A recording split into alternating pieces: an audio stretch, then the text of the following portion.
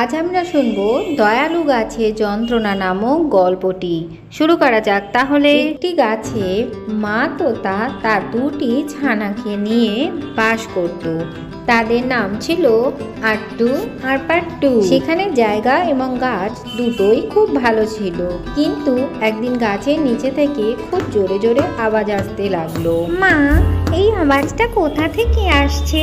মা তোতা তখন নিচে তাকিয়ে দেখে তার মন খুব খারাপ হয়ে যায়।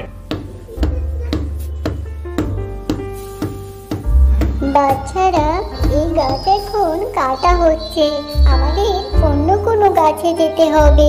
মা, ওদেরকে বলো না গাছটা না কাটতে, এই গাছটা তো আমাদের বাসা। এখন আমরা কোথায় যাব? বাচ্চারা, আমরা খুবই ছোট প্রাণী, আমাদের প্রার্থনা কেউই শুনবে না, তাই আমাদের অন্য কোনো গাছে গিয়ে বাসা বানাতে হবে। মা, একবার গিয়ে ওর সাথে কথা তো বলে দেখো। আপনাকে অনুরোধ করছি, দয়া করে আমাদের এই গাছটা কাটবেন না। দেখো, ঘর বানানোর জন্য আমার কাঠ লাগবে, তুমি অন্য গাছে গিয়ে বাসা বানাও। মা পাখিটা সবকিছু বুঝতে পেরেই সেখান থেকে তার বাচ্চাগুলো নিয়ে চলে যায়। মা, আমরাও উঠতে পারছি না, তুমি এই কাছাকাছির মধ্যেই কোথাও একটা গাছে বাসা করে নাও না। বাচ্চারা, আমি সব গাছেই নজর রাখছি, ঠিক জায়গা পেলেই আমি সেখানেই বাসা করে নেব। কিছু দূর ওড়ার পরই তারা একটা আম গাছ দেখতে পায়। গাছ দাদা, আমরা বেঘর হয়ে গেছি, আমি আর আমার বাচ্চাদের থাকার জন্য তোমার কাছে কি বাসা করতে পারি?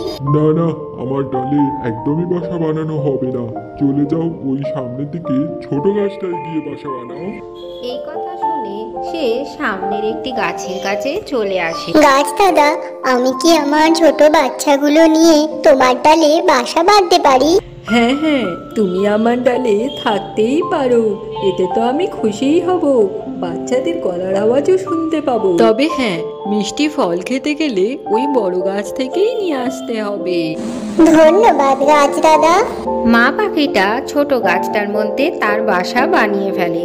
এরই মধ্যে আট্টু তাকে বলে, মা, ওই বড় গাছটার ফল অত মিষ্টি, তাহলে ওই গাছটা আমাদের থাকতে দিল না কেন?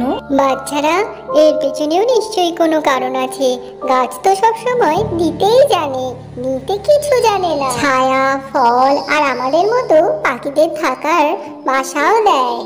মা পাখিটা তার দুই ছানাকে নিয়ে খুব ভালোভাবে সেই গাছে বাস করতে লাগলো। কখনো কখনো তারা ওই ছোট গাছটার ফলও খেত।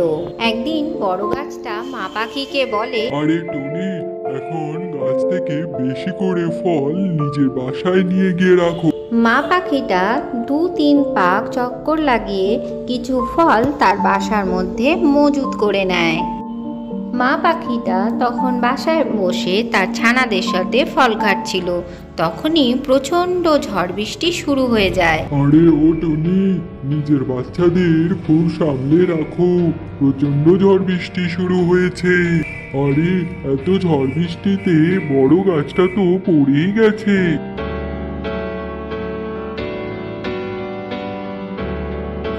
ঝড় বৃষ্টি থেমে যাওয়ার পরে মা পাখিটা সেই গাছটার কাছে যায়।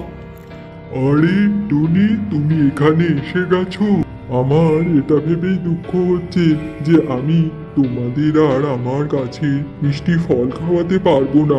আজ আমি তোমায় বলতে চাই, সেদিন আমি তোমায় কেন থাকতে দিই। আমার শেকড় খুবই নরম হয়ে গেছিল, আমি জানতাম এই ঝড় বৃষ্টি এটা সহ্য করতে পারবে না, আর যে পাখি এখানে এসে থাকবে তার বাসাও ভেঙে যাবে। সেই জন্যে আমি তোমাকে ওই ছোট গাছের জায়গা দেখিয়ে দিয়েছিলাম। তুমি আমার গাছের এখনো ফলগুলো খাও, এখনো এগুলো কিন্তু তাজাই রয়েছে। গাছ দাদা, আপনি খুবই ভালো, আপনি আমাদের অনেক উপকার করেছেন, অনেক ধন্যবাদ। আজকের গল্পটি থেকে কি শিখলে বাচ্চারা? যতই সমস্যা হোক সবসময় দয়াবান হওয়া উচিত। ভিডিওটি ভালো লাগলে চ্যানেলটিকে লাইক ও শেয়ার করে সাবস্ক্রাইব করে দিও।